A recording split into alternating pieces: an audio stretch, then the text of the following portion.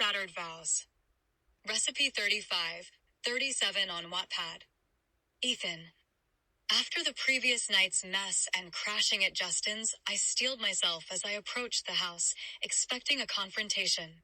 Quietly, I entered, hoping not to disturb Ava or worsen Kin's mood. It was already past 2 p.m., and the eerie silence unsettled me. I checked our bedroom. It was empty. The cars parked outside meant they hadn't gone out. Next, I moved toward the nursery but found nothing. My gut told me to check the guest room, where Christy often stayed. As I neared, muffled voices reached my ears. I hadn't meant to eavesdrop, but what I overheard made me stop dead in my tracks. I don't know why his parents hate me. I gave them a grandchild, for crying out loud, Kinsley said. Her mother's voice was sharp. I told you to get the DNA test. Why are you being so stubborn? I'm not being stubborn, Kin retorted. Then what is it? Christy pressed. I'm not sure, Kinsley hesitated. Not sure about what? Stop dancing around the issue. Kinsley's next words hit me like a truck. I'm not sure if he's the father. I stood there, frozen, my mind spinning. Did she really just say that? Christy's voice spiked with shock. Come again? What are you saying? I was sleeping with someone else too, Kin confessed quietly. And you're just now admitting this? Here? Are you out of your mind? Christy snapped. I struggled to process the revelation. It's one thing to have suspicions, but hearing it come from Kinsley's mouth, it was a different kind of betrayal. Unable to restrain myself any longer, I barged into the room. What do you mean my daughter might not be mine? I demanded, disbelief flooding my voice. Kinsley's face went pale, her mouth opening and closing like she was grasping for words. Christy looked equally stunned. Kinsley, clearly panicked, tried to shift the conversation. Where were you last night? That's not important right now. I shot back, my anger rising. I want a DNA test. If you're not sure, then I need to know for certain. The tension in the room was so thick, it felt like a weight pressing down on all of us. I moved toward the bed to pick up Ava, her small cries breaking the silence. You're not taking our daughter anywhere, Kin said, stepping in front of me. Move, I demanded, my voice low and dangerous. Christy interjected nervously. I think you two need to calm down. Stay out of it, I snapped. Don't talk to my mother like that. Kinsley yelled, stepping toward me. Really, Kinsley? You knew there was a chance she wasn't mine, but you let me believe she was. Let me get attached to her, bond with her like this? How could you? I left my wife for you, and this is how you repay me. Kinsley's face twisted with annoyance. Why are you so angry? You can't seriously be mad. Remember, we weren't in a relationship. We were just friends with benefits. That's what we agreed on. We only became official recently, so you have no right to be pissed at me for seeing someone else. And let's not forget, you're no saint, Ethan. I am not the only one at fault here, so don't try to dump this all on me.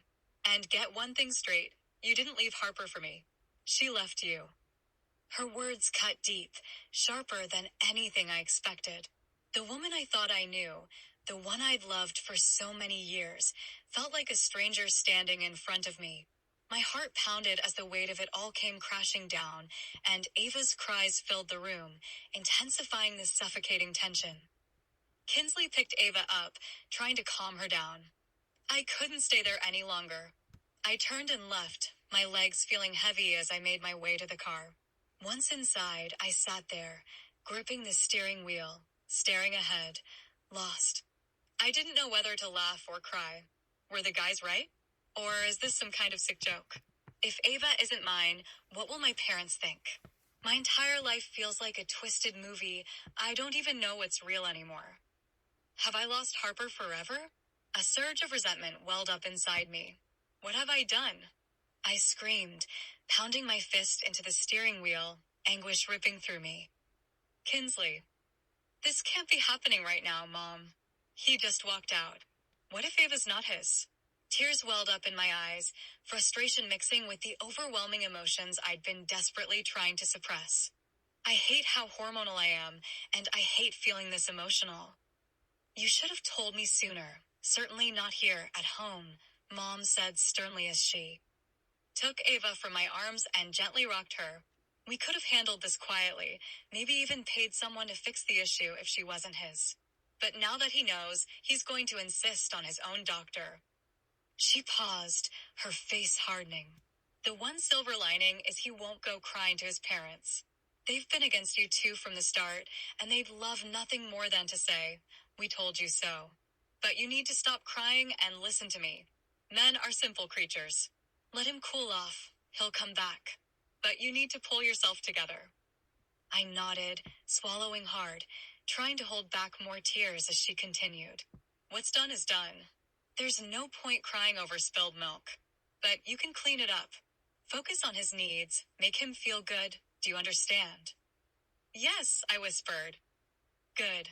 And remember, she added, her tone sharp, if you want things to return to normal, you'll need to swallow your pride. Whatever you did to win him over in the first place, it's time to bring those charms back. I'll do it, I said again, trying to sound determined, though inside I was anything but. But what if he's going to another woman's place?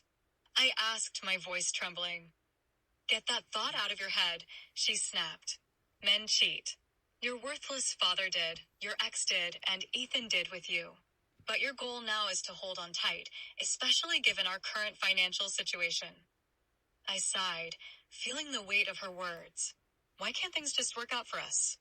I thought, the frustration and desperation swirling inside me.